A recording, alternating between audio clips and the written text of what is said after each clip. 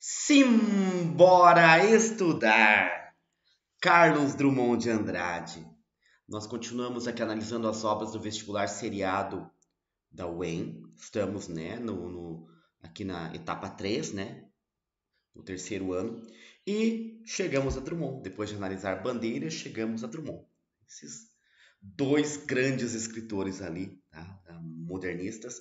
O Drummond é considerado por muitos o maior poeta brasileiro, e não é o maior poeta brasileiro, né, de uma época, o maior poeta brasileiro de todos os tempos. Muitos consideram pela simplicidade dos seus versos, que parecem simples, mas na verdade muitas vezes são muito complexos. O Drummond nasceu em 1902, né, em Itabira. Guardem Itabira, porque Itabira é muito importante. Eu tô gravando esse vídeo aqui no dia 27. Hoje é 27 ou é 28? Eu me perco na data às vezes, tá? 27 de outubro. E o Drummond, ele nasceu no dia 31 de outubro. É uma data que eu guardo, né? Devido a ser dia de Halloween, é fácil de guardar, não sou muito bom em datas. Mas o Drummond nasceu no dia 31 de outubro de 1902. Então, lá no início do século XX, né? Na cidade de Itabira, como eu já disse a vocês. E faleceu no Rio de Janeiro, agora eu não me recordo a data, tá? Mas foi em 1987, isso eu me recordo bem, né? Eu tinha ali 12 anos de idade, 12 para 13 anos, e eu me recordo muito da morte do Drummond. Eu tenho uma cédula lá guardada, né, dos 50 mil cruzeiros ou 50 cruzeiros, agora eu não me lembro, do Drummond, né, homenageando o Drummond. Então, Drummond foi aquele poeta que eu tive contato na minha infância e que marcou muito. Drummond teve dois filhos.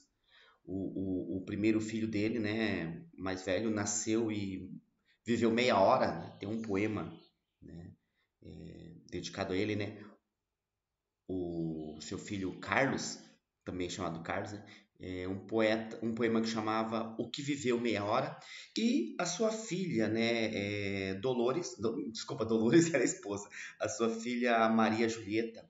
A Maria Julieta morreu pouco antes do Drummond. Drummond era muito apegado a ela, e a Maria Julieta morreu menos de 2 semanas antes do Drummond. Drummond morreu logo em seguida a filha, né? Até dizem ter ligação à morte ali dos dois, né? O sofrimento dele. E ele foi casado com apenas uma mulher, que foi essa sim a Dolores. Agora entra a Dolores, né? Ao qual eles viveram mais de 60 anos juntos, a 61, 62 anos, né? E só se separaram quando o Drummond realmente partiu. Drummond homenageado, né? Em carnaval, em samba enredo, né? Drummond é Drummond, gente. É difícil até falar de Drummond. Eu amo o Drummond. Tem um poema que se chama Dream On, né, Dream do sonho, né, Dream On, e do sonho de Drummond. Esse poema meu, ele felizmente, né, ele venceu o Prêmio Cataratas de Literatura na categoria Poema no ano de, agora deixa eu me lembrar se foi 2012 ou 2013, acho que foi 2013. No ano de 2013, né, eu recebi o Prêmio Cataratas duas vezes, em 2012 e 2013. Sim, 2012 foi outro poema, tá? Homenageando Machado de Assis, em 2012. 2013 foi aqui com o Drummond, um poema aqui que eu falo de Drummond, né, homenageando Drummond, e falo também de Fernando Pessoa. Esse pobre escritor que está aqui, tá? Que não se compara, não chega aos pés, apenas uma constatação aí para vocês. Esses poemas, né, aqui desse vestibular, eles são de vários livros, tá? Publicados, né, pelo Drummond aí em vários livros. O Drummond, ele tem muitas fases, né, ali durante a sua escrita, né? Nós temos aquela fase, né, que é da poesia irônica, né, que ele dizia, né, como se fosse ele maior que o mundo, tá? Tem a poesia social, tá? Que é ele menor que o mundo, né? O eu menor que o mundo, né? O eu lírico, e a poesia metafísica, né, que é eu igual ao mundo. Então o Drummond tem muito isso do mundo na poesia dele. E os questionamentos são questionamentos, como eu falei anteriormente, né, de uma linguagem muito simples, mas ali bastante poética. Então vamos aos poemas. O primeiro poema é o Soneto da Perdida Esperança, né? esse poema ele está no segundo livro do Drummond, né, O Brejo das Almas, que é de 1934. Então, Drummond faz parte ali, né, daquela primeira geração, desculpa, da segunda geração modernista, né? O Drummond, ele era muito fã, né, ele gostava muito do Mário de Andrade, então ele traz muito isso do modernismo, só que ele traz ainda, ele tem, né, traços, né, ali já na segunda geração a gente tem muitos traços de uma volta, né, a um pouco do estilo clássico, por exemplo, né, de se escrever em soneto, né, soneto é uma forma clássica, então ele escreve, né, esse soneto da perdida esperança, não é da esperança perdida, é da perdida esperança, que faz parte ali daquela primeira fase dele, né? Do eu maior que o mundo. Perdi o bonde, a esperança, volto pálido para casa. A rua é inútil e nenhum alto passaria sobre o meu corpo. Vou subir a ladeira lenta em que os caminhos se fundem, todos eles conduzem ao princípio do drama e da flora. Não sei se estou sofrendo ou se é alguém que se diverte, por que não?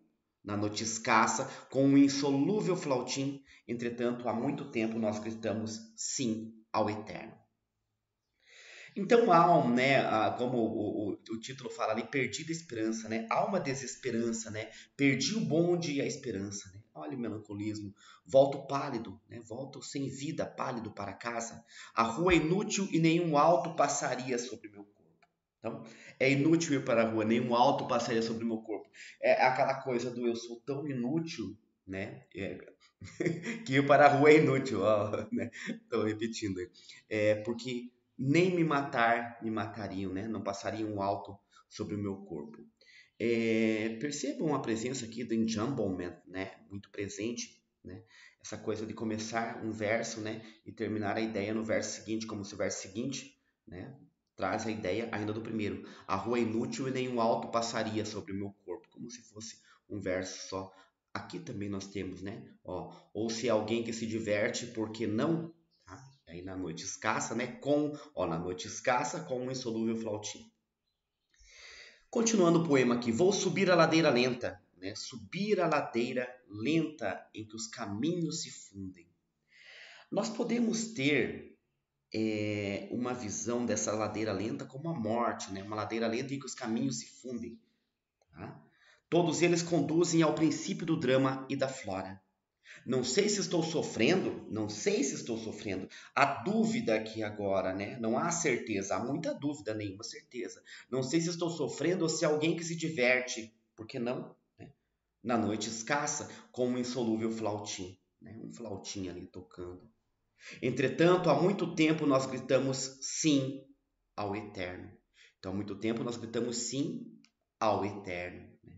Essa coisa eterna, a sermos eternos, né? Talvez uma vida ali depois da morte.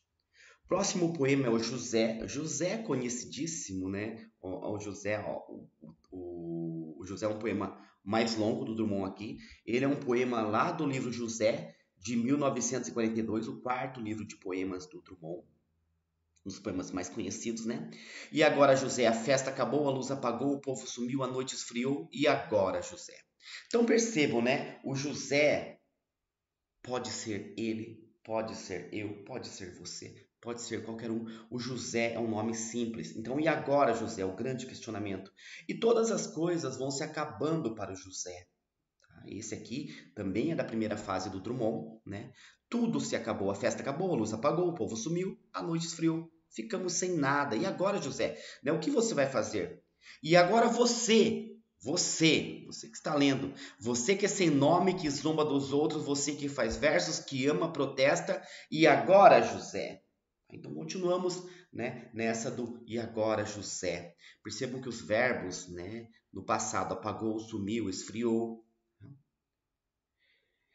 E aí como está o José, né? Como que o José ficou de tudo isso?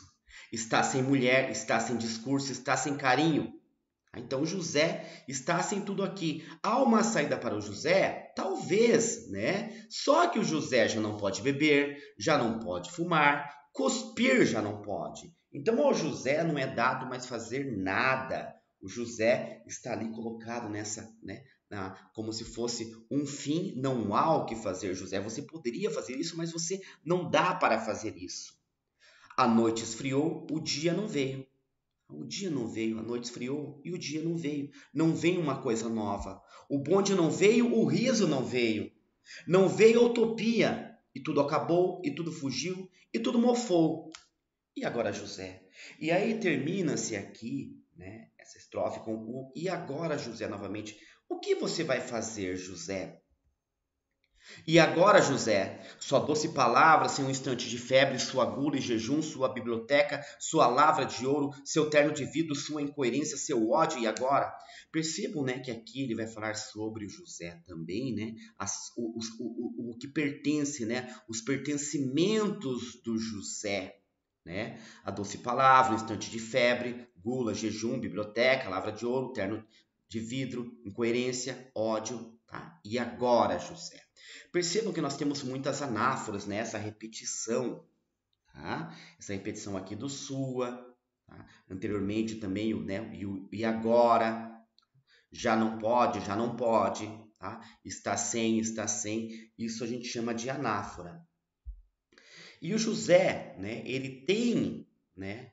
Essas coisas, mas não vai adiantar nada, tá? Com a chave na mão quer abrir a porta. Então, parece que há uma saída, né? Porque o José tem uma chave e está com essa chave na mão. Essa chave pode abrir para algum caminho, alguma porta, só que não existe porta. Quer morrer no mar, mas o mar secou. Quer ir para Minas, Minas não há mais. José, e agora? Aqui, né, ele vai falar, né, o Carlos Drummond de Andrade Mineiro, como eu falei anteriormente, né, de Itabira, uma cidadezinha do interior, né? Ele tem essa chave, tá? Ele quer morrer, mas nem para morrer, nem morrer ele consegue, tá? Ele quer morrer no mar, mas o mar secou. Não resta alternativa. Nem para se matar não consegue. Quer ir para Minas? Minas não há mais. Tá? Minas não há mais. Não existe Minas. Aquela Minas acabou. E lembrando que Minas não tem mar. Se você gritasse, e aqui, né, vem, né, algumas sugestões para José. O que você pode fazer, José, para mudar isso? Se você gritasse, se você gemesse, se você tocasse a valsa vienense, se você dormisse, se você cansasse, se você morresse. Então a solução parece novamente aqui morrer. Mas você não morre. Você é duro, José. Então, nem morrer o José não consegue. E aí, vamos lá para a última estrofe. Sozinho no escuro, qual bicho no mato, sem teogonia, sem parede nua para se encostar, sem cavalo preto que fuja a galope, você marcha, José. José, para onde? Tá? Então José está sozinho, né? Sozinho, sem ninguém, qual bicho do mato, né? Já não tem mais nada. E o que o José faz? Né? Tá? Sem cavalo preto que fuja a galope, o que você faz? Ele marcha.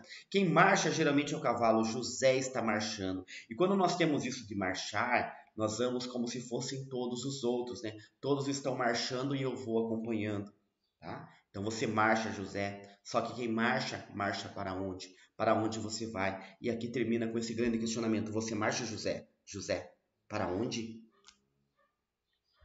Seguindo em frente, tá? Falando lá de cidadezinhas, né? De uma cidadezinha lá, que eu falei de Itabira, vamos ao grande poema lá que fala de Itabira no primeiro livro do Drummond, que é o livro Alguma Poesia, né? De 1930, o livro que inaugura a segunda geração ali do modernismo. Cidadezinha qualquer.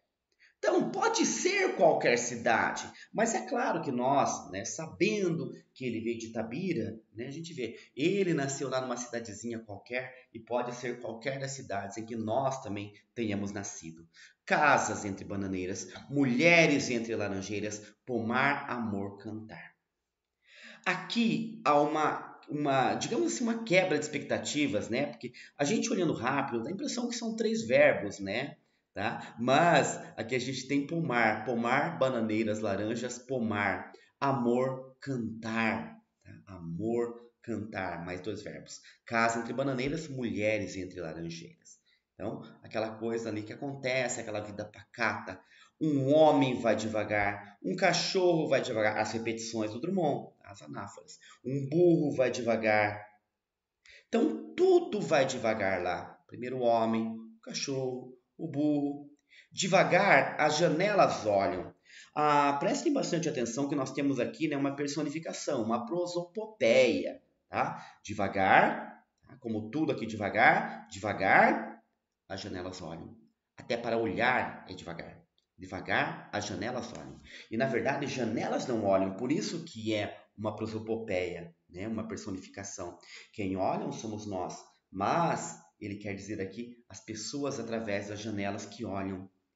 Eita vida besta, meu Deus! Eita vida besta, meu Deus! Né? Que é uma interjeição que se fala, né, no interior. Eita vida besta, meu Deus! E ele quer dizer aqui, né, que aquela vida é besta, mas não nesse sentido de besta, dizendo assim, de ter um agradecimento por essa vida, né? E ali no momento de nostalgia, né? Eita vida besta, quando as coisas eram daquele jeito, tá? Embora o poema aqui não esteja no passado, né? O poema aqui, né, está no presente. Próximo poema é Infância, né? Infância que também é de alguma poesia, então perceba que alguma poesia faz parte lá, né, daquela primeira fase, né, que eu falei para vocês, né, a poesia irônica do eu maior que o mundo. Infância, Abgar Renault. Abgar Renault é um poeta também mineiro, né? Então ele faz, né? Ele dedica esse poema ao Abgar Renault. Meu pai montava a cavalo e ia para o campo. Minha mãe ficava sentada cozendo. Meu irmão pequeno dormia. Eu sozinho, menino, entre as mangueiras, lia a história de Robson Crusoe. Cumprida história que não acaba mais. Então perceba que nós temos aqui um poema em versos, claro que ele está em versos, vocês estão vendo que está em versos, mas poderíamos ter um conto aqui, né? Como se ele estivesse narrando aqui.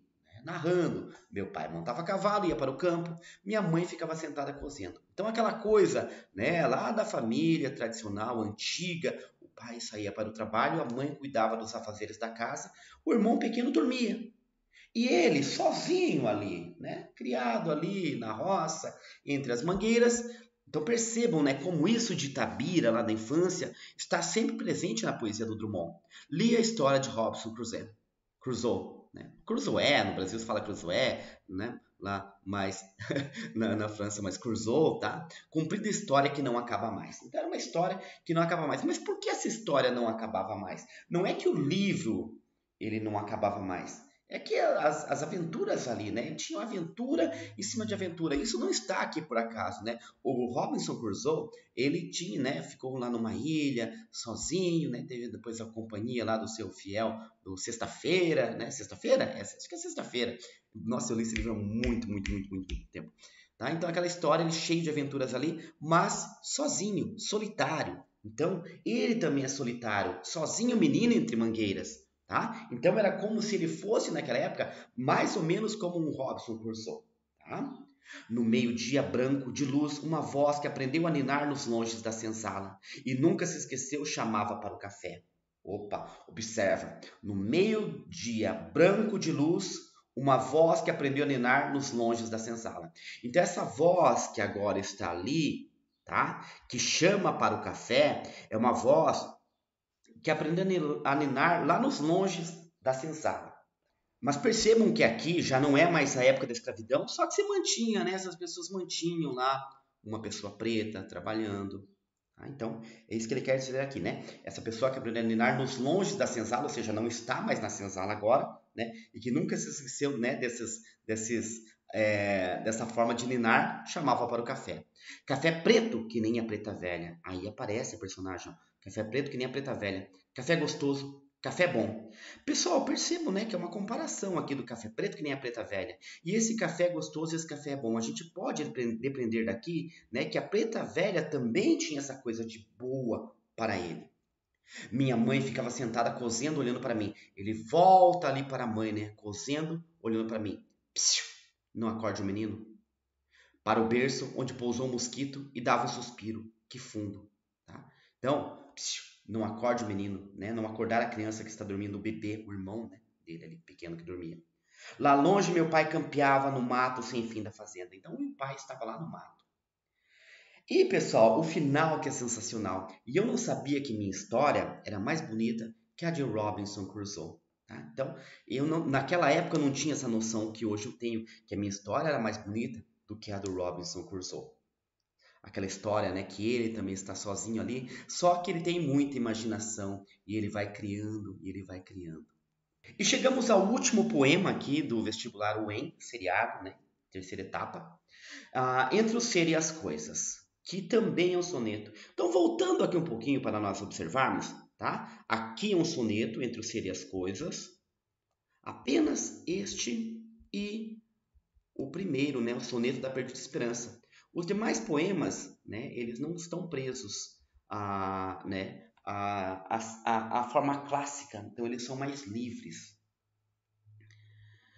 E observa que aqui nós temos, né, uma rima A, B, A, B, A, B, A, B, C, D, D, C, E, E. Tá? Então, ó, indagando rimando com quando, imperativa rimando com viva, pairando rimando com brando, esquiva rimando com corrosiva. Gravados rimando com encantados, suas com nuas e pungindo com fino. Tá? Então, ó, A, B, A, B, A, B, A, B, C, D, D, C, E, E. Esse poema é do livro Claro Enigma. Claro Enigma é do início da década de 50, se eu não me engano, de 1951. Ele vem naquela sequência ali, né, logo depois de Rosa do Povo, de Novos Poemas, que já é a mudança do Drummond. Né? A partir de Rosa do Povo é um livro que eu amo. Mas esse aqui não é Rosa do Povo, é Claro Enigma. Claro Enigma, só aí nós já temos, né, algo assim, se é um enigma não é claro, né? Do livro, tá? Não do poema. Entre o ser e as coisas, onda e amor, onde amor anda indagando, ao largo vento e a rocha imperativa, e a tudo me arremesso nesse quando amanhece frescor de coisa viva. As almas, não, as almas vão pairando. E esquecendo a lição que já se esquiva, tornam amor, humor e vago e brando, o que é de natureza corrosiva. Na água e na pedra, amor deixa gravados seus hieróglifos e mensagens, suas verdades mais secretas e mais nuas, e nem os elementos encantados sabem do amor que os punge, e que é, pungido, uma fogueira a arder no dia fino.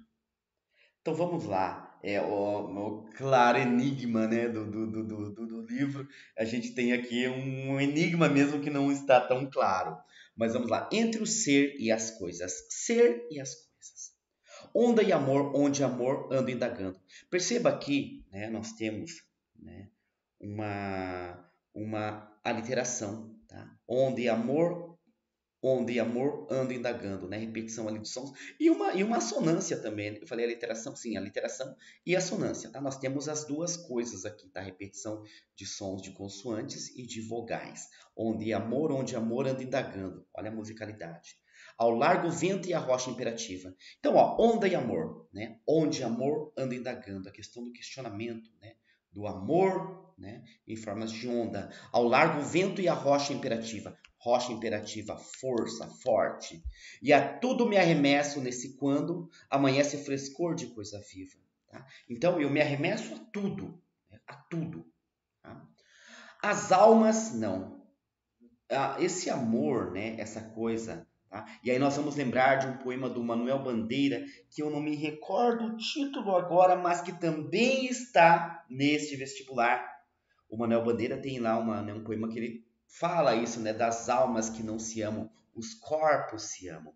E aqui traz um pouco disso, lembrando que o Drummond, né, ele foi contemporâneo do Manuel Bandeira, mas ele começa a escrever depois do Manuel Bandeira. O Manuel Bandeira já era bem consagrado quando o Drummond, né, publica seu primeiro livro. As almas não, as almas vão pairando e esquecendo a lição que já se esquiva. Então as almas vão esquecendo a lição, né, que já se esquiva. Tornam amor, humor. E aqui nós temos uma referência desse amor, humor, ao Oswald de Andrade. Então, perceba, dois poetas lá da primeira geração tornam amor, humor, essa coisa do amor, humor, né, que o Oswald trabalhou. E vago e brando, o que é de natureza corrosiva. E vago e brando, o que é de natureza corrosiva, que corrói, que acaba. Na água e na pedra, amor deixa gravados seus hieróglifos e mensagens. Então, na pedra e na água, né? Lá no mole, né? No que não tem resistência e no que resiste, tá? O amor deixa gravados seus hieróglifos, ele vai deixando marcas e mensagens, suas verdades mais secretas e mais nuas. Então, o amor atinge qualquer um. E lembra lá no início que se fala de rocha, rocha e vento, ó, mais ou menos a mesma coisa. Rocha, vento, pedra, água, tá? E nem os elementos encantados sabem do amor que os punge. Os elementos encantados, né? Quem é encantado, quem tem esse encantamento, né? Traz esse encantamento. Sabem do amor que os punge e que é uma fogueira a arder no dia fino. Ó, e vamos tirar esse pungido para vocês entenderem melhor. Sabem do amor que os punge e que é uma fogueira a arder no dia fino. Esse pungido está aqui, né? Desculpa, pungindo para rimar, tá com um findo. Nós não precisaríamos desse pungido. Sabem do amor que os punge, que é uma fogueira a arder no dia findo. Tá? Apenas para ter a rima ali. Então, ó, e nem os elementos encantados sabem do amor que os punge. Né? Eles não sabem disso. E que é uma fogueira a arder no dia findo. Amor é fogo que arde sem se ver. Então nós temos aqui nesse poema, né, eu observo pelo menos 3 referências aí, tá? Ao Bandeira, ao Oswald de Andrade e aqui no final a Camões, né? Amor é fogo que arde sem se ver, tá? Então os elementos, nem os elementos encantados sabem do amor, sem ver, tá? Que os punge, né? Sem ver uma fogueira arder no dia fino. Então, assim nós finalizamos aqui os poemas de Drummond para o vestibular UEM, tá? A terceira etapa. Espero que tenham gostado. E se gostou, deixa um like aí, tá? Comenta, se inscreve no canal se não se inscreveu, porque esses poemas são específicos, né? Apenas quem vem ver esses vídeos são as pessoas que estão fazendo vestibular. Então, não são vídeos que ficam por aí, as pessoas até vão se esquecer, né? Não vão achar esses vídeos aqui, né? Não vão achar esses vídeos procurando um dos poemas que estão aqui, vai procurar os poemas do Drummond da UEM. Beleza, pessoal? Espero que realmente tenham gostado. Por hoje é isso e simbora estudar!